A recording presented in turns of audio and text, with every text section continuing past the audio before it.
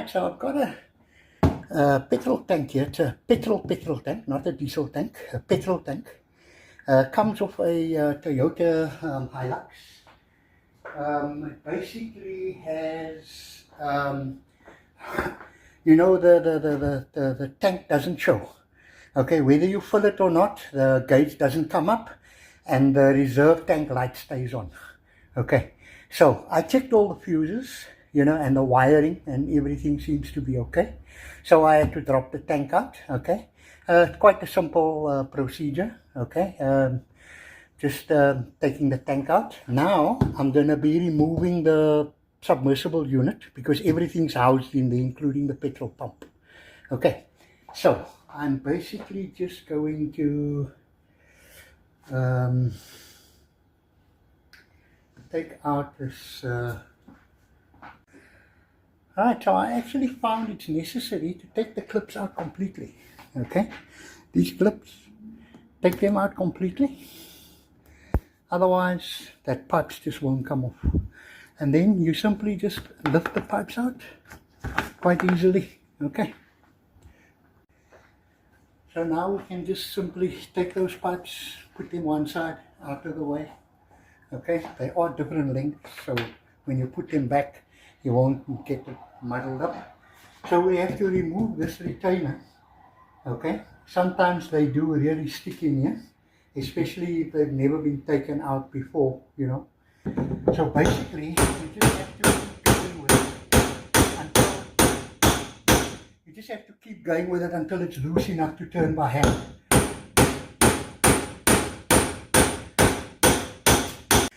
Alright, so here we go. Okay, that's what we had to get loose first. So we've got that loose. So now we're going to be pulling this out.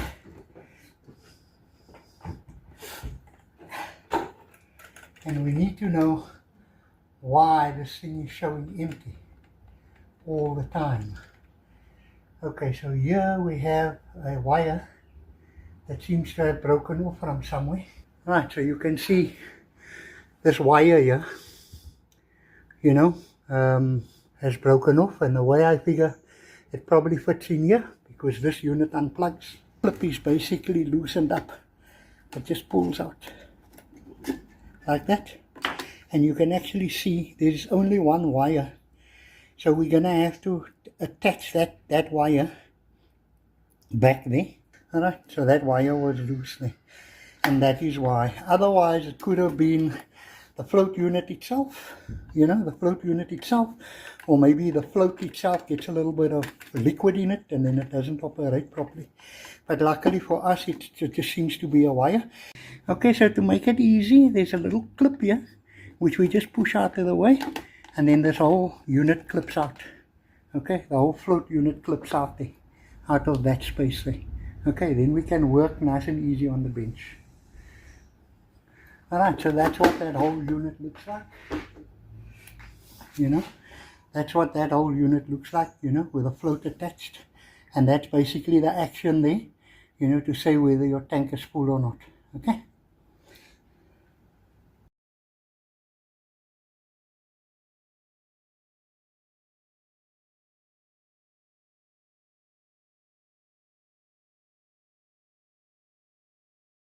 Right, so I've put in the new tank unit, okay, Euroman, which I got from Master Parts. Okay, there's the old unit, as you can see. Okay, we'll go to the car. What I found is that, yes, the gauge is working now, because the gauge wasn't working before.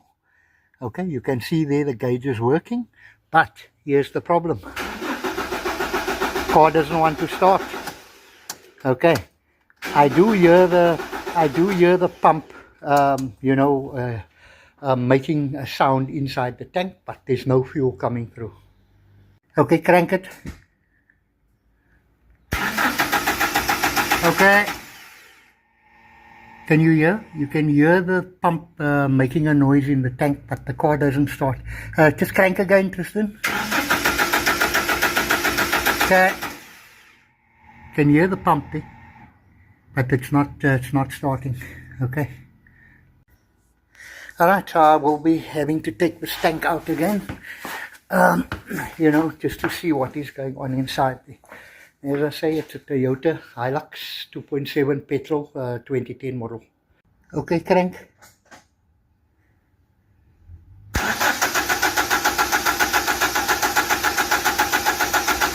Okay, hold it. Yeah, so as you can see, there's no pressure.